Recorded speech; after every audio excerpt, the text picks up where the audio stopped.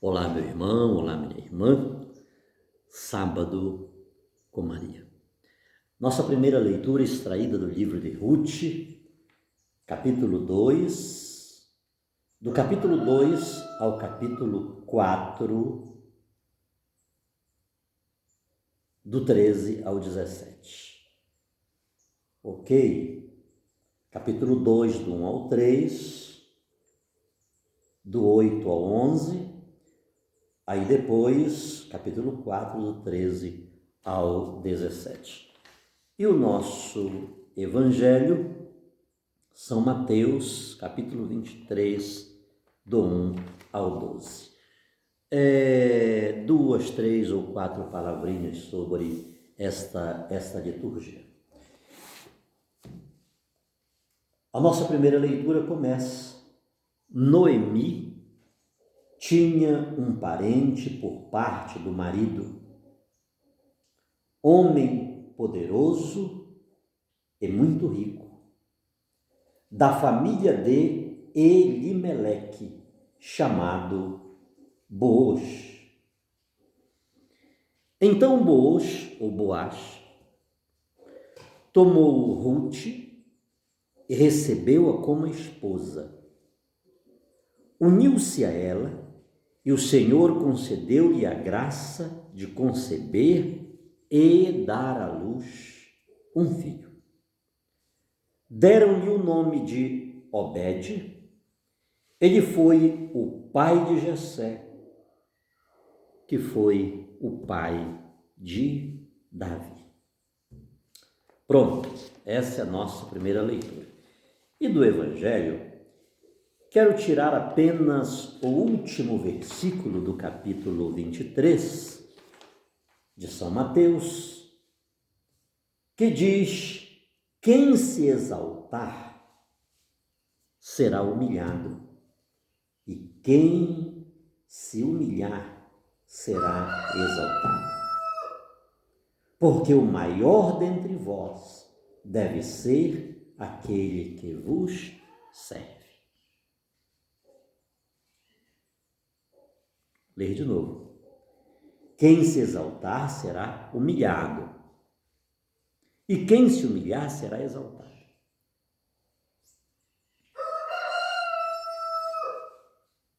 Porque o maior dentre vós deve ser aquele que vos serve.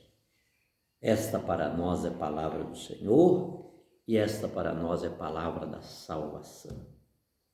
Glória a vós, Senhor. Por que só este versículo, este final aqui que estou lendo do Evangelho? Puxa, missionário, capítulo 23, do 1 ao 12, tem uma riqueza enorme. Eu tenho a leve impressão nunca ter dito o contrário. Eu valorizo cada vírgula. Por sinal, Jesus disse isso: ai de quem tirar um ponto, né? Então, é fundamental a importância. É que vai ficar muito comprido para falar esse negócio aqui, porque já imaginou, querido, se a gente for mexer nesta questão aqui, olha só. Quanto a vós, nunca vos deixeis chamar de mestre, pois um só é vosso mestre, e todos vós sois irmãos.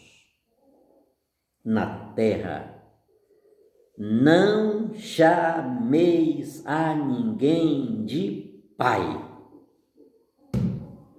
pois um só é vosso Pai, aquele que está nos céus. Não deixeis que vos chamem de guias, pois um só é vosso guia, Cristo. Eu usei muito este texto aqui para atacar a Igreja Católica. Eu sei o que há por trás dele.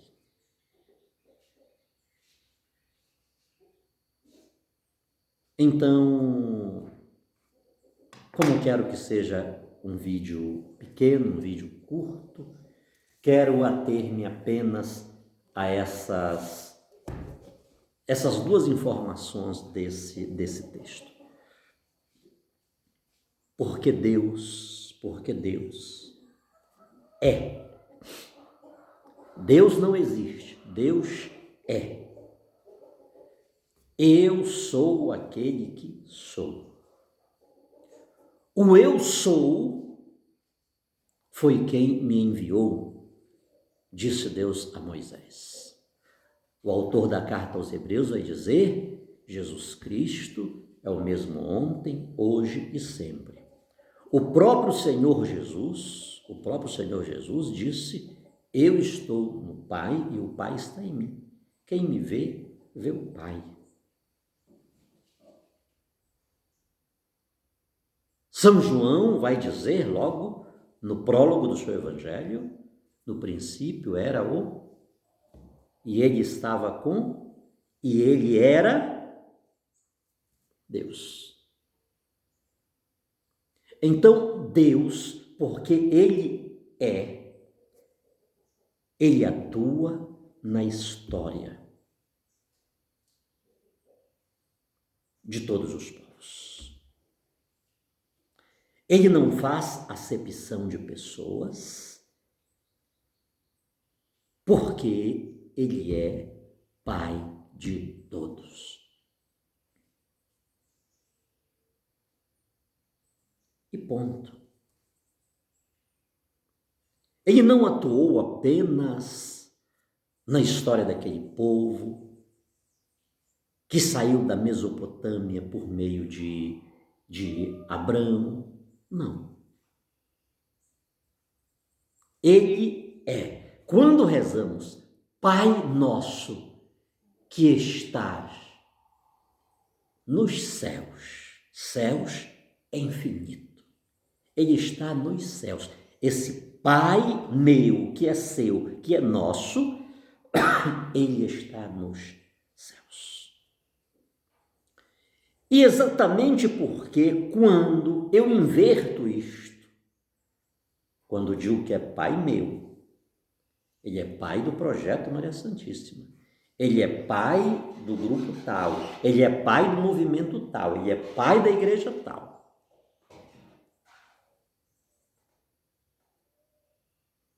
Dificilmente reconhecerei o outro como meu irmão. O reconhecimento do outro como meu irmão está literalmente vinculado à paternidade divina. Então, por mais que eu diga Pai meu, eu Deus. Por mais que seja um perito nas Escrituras, se não reconheço o outro como meu irmão,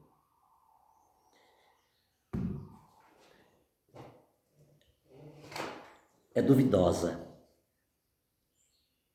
É duvidoso esse meu relacionamento filial com Deus. Porque ele não faz acepção de pessoas, porque é Pai de todos.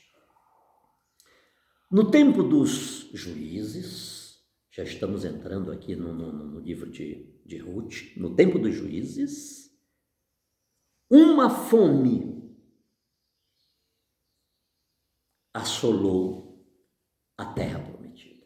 Pense, queridos, que paradoxo, que coisa, né?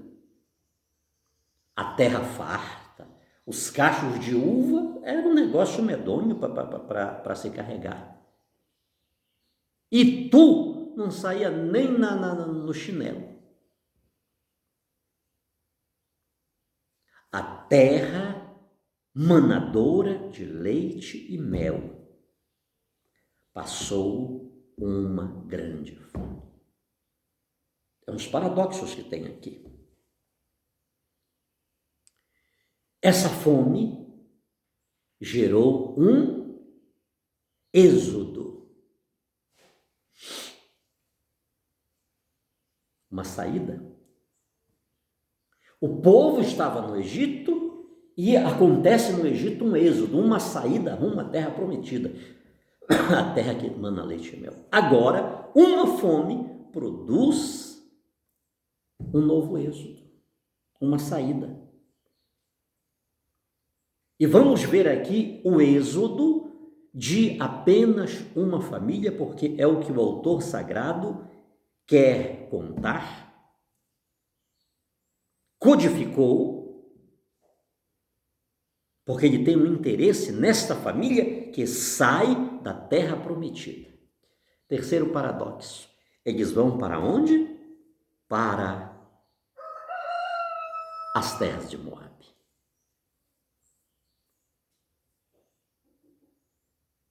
Os moabitas eram parentes dos israelitas. Moabe era filho de Ló, que era sobrinho de Abraão. Não obstante, eram rivais.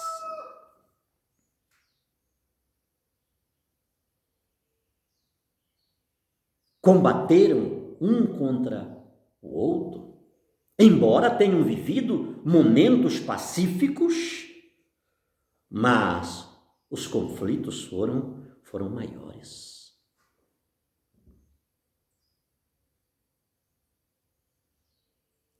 Olhe só as voltas da vida. Olhe só as voltas da vida.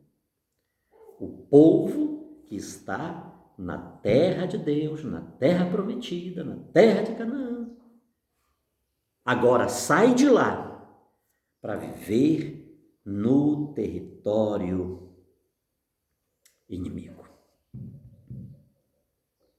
Isso fala muita coisa para nós, né, irmãos? Isto deve nos dizer muita coisa. Baixemos a crista, né? Se diz, baixa a crista, baixa a bola. Porque a casa do nosso inimigo pode ser o nosso refúgio. Tenhamos cuidado.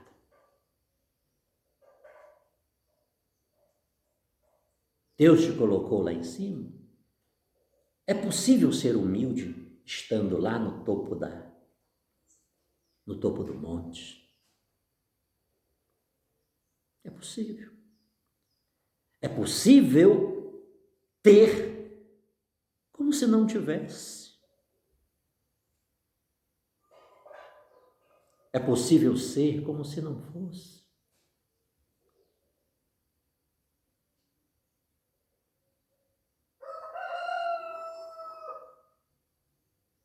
Quantas e quantas pessoas que esquecem do que foram, do que eram, de onde e do como viveram, da fome que passaram, das limitações que passaram. Aí saíram daqui, chegam aqui. Cuidado, queridos. É lição, esmiuçar isso aqui é muita coisa. Mas, como não há nada ruim que não possa piorar, o pai desta família, que emigrou para as terras de Moabe, morre.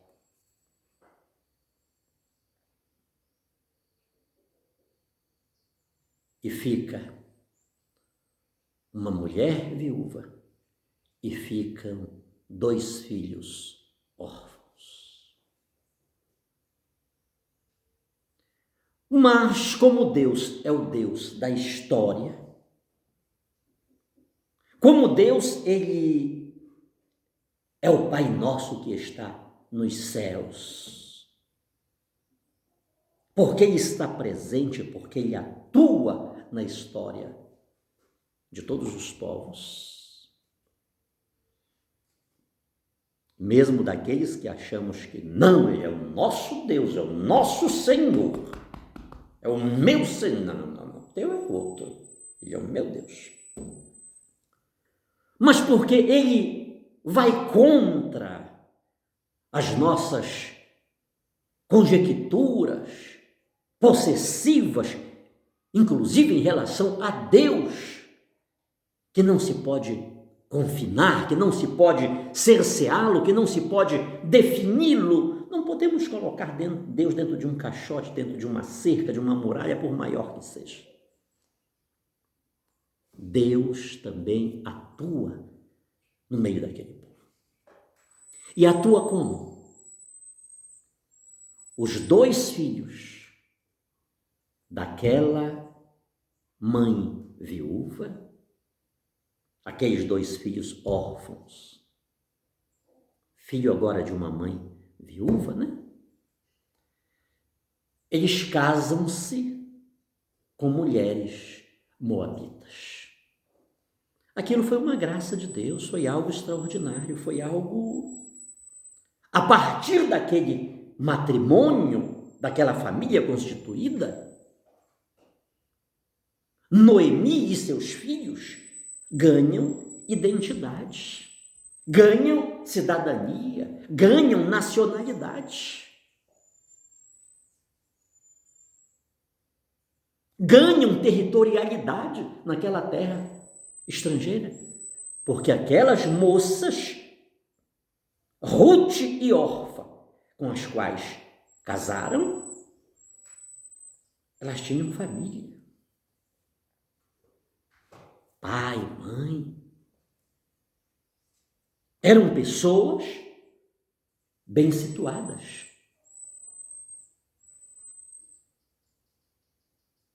Automaticamente, os maridos estrangeiros fundem-se com elas, como disse, ganham a cidadania, e por seu turno, Noemi, mãe dos meninos e sogra das estrangeiras moabitas, ela também passa a ter uma vida confortável.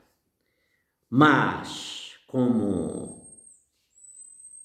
nada está ruim que não possa piorar, ao cabo de 10 anos,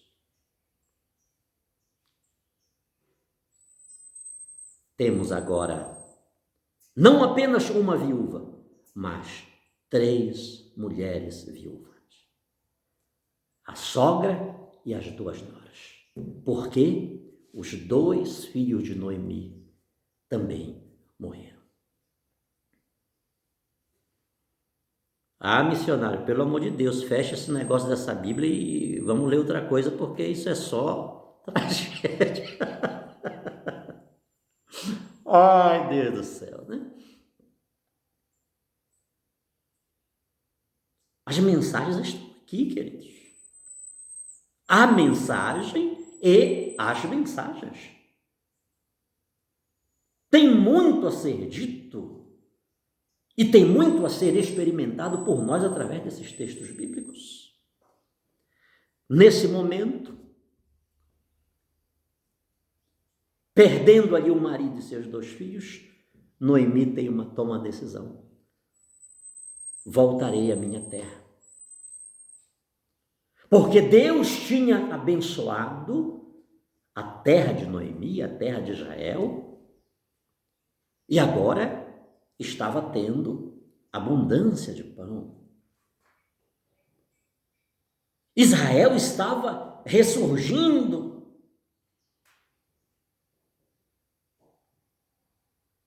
Após aquela grande fome que assolara a terra no tempo dos juízes. Muito bem, quando Noemi prepara-se para retornar, uma das noras arruma os seus pertences e diz para a sua sogra: estou voltando à casa dos meus pais. Estou voltando para a minha vida, Noemi a abraça, a abençoa, agradece a vida que viveu junto de sua nora órfã.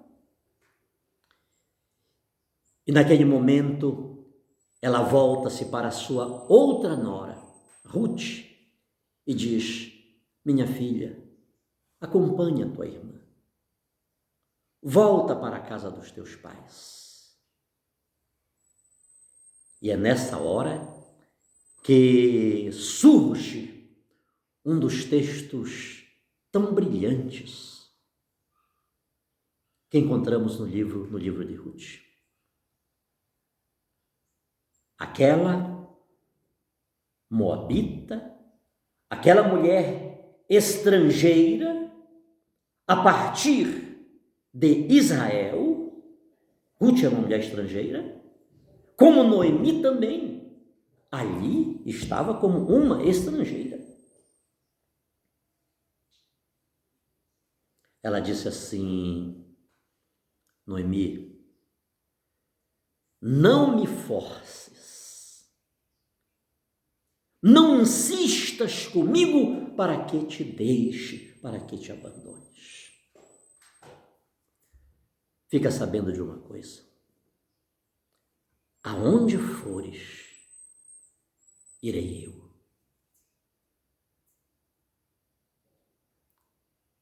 Onde dormires, dormirei eu. O teu povo será o meu povo. O teu Deus será o meu Deus.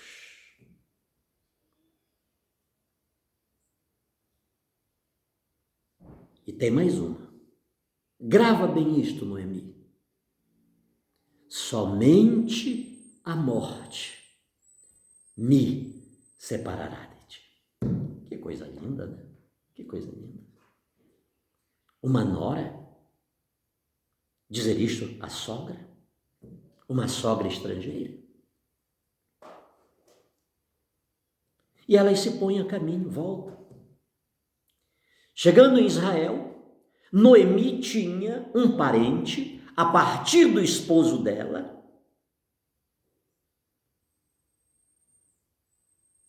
que era muito rico. Ele era um homem poderoso na terra, não é?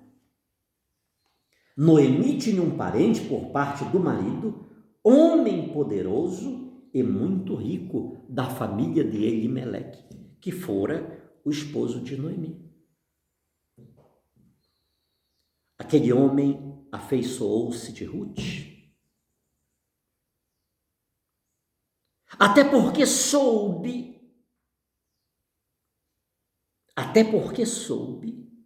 o que Ruth fizera em favor da sua parente, Noemi.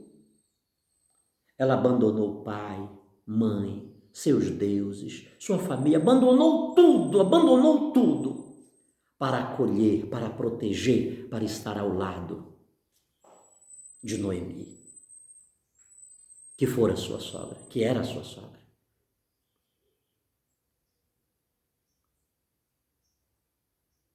Boaz soube de tudo aquilo. Ele encantou-se de Ruth, casou-se com ela, tomou-a por mulher. Ela concebeu e deu à luz a um filho.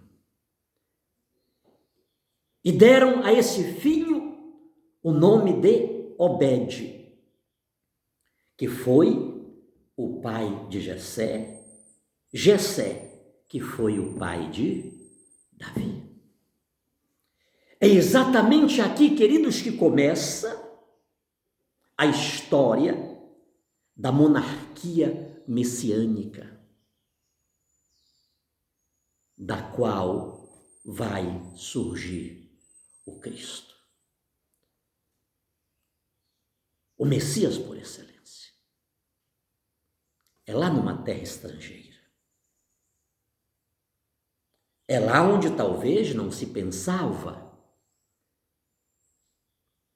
É lá onde talvez não se conjecturasse que dali podia. E tu, Belém Efrata, visto que és a menor entre todas as terras de Judá, de ti sairá o Salvador.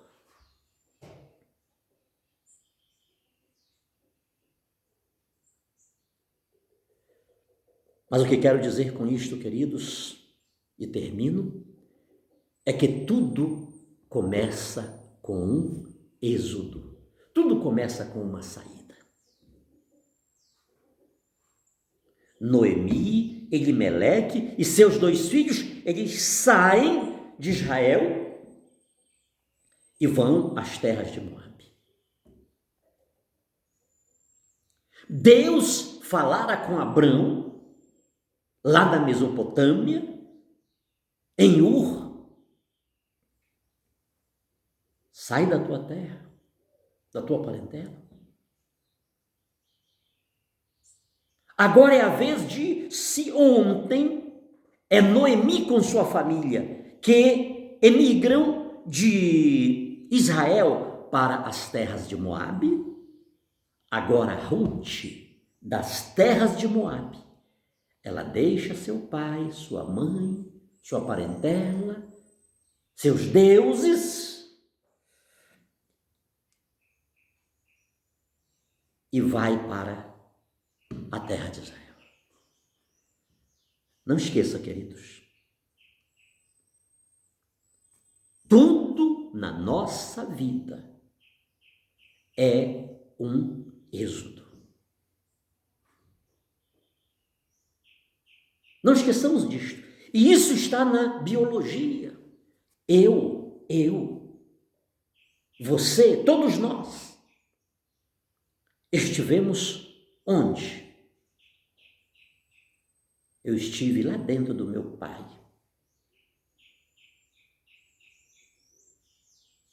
E ele me coloca na minha mãe, e a minha mãe me joga aqui para este mundo.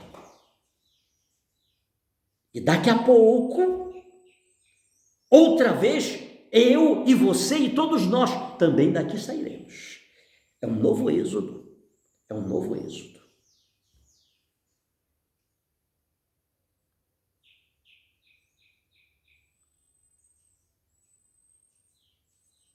E na teoria de Lavoisier, nada se perde. Tudo se...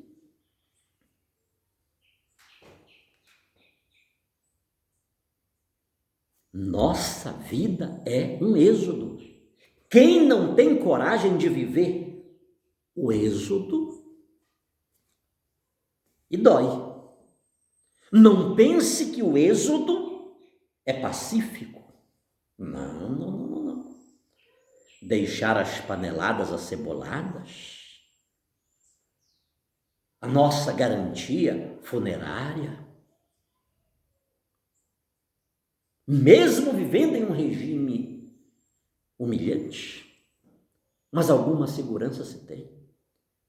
E o êxodo é muito mais cruel quando para trás tem que ficar o amado, a amada, como Deus disse a Abraão: sai da casa do teu pai, da tua parentela. Será que Abraão não amava seu pai, o pai Taré, né? Seus familiares? Não é fácil, queridos, não é fácil.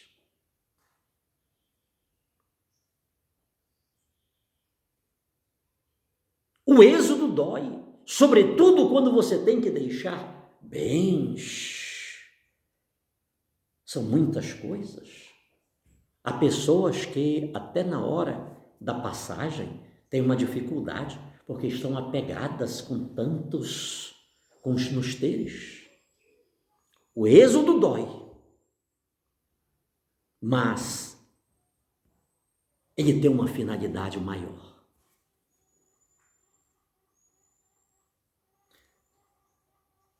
Não esqueçamos. Não esqueçamos. Se é possível viver nas terras de Moabe, muito mais é possível viver em Canaã. Qual é a minha e qual é a tua Canaã que ficou para trás? Os motivos são vários, são muitos. Quais motivos me e te fizeram e nos fizeram sair de Canaã? Para Moabe, para o Egito. Repito-me, é possível viver no Egito. É possível viver na terra dos filisteus, dos amorreus, dos cananeus, dos heveus, dos jebuseus. É possível viver nas terras de Moabe. Mas se é possível viver lá, muito mais possível, muito mais possibilidade há de vivência e sobrevivência naquela Canaã que Deus te deu.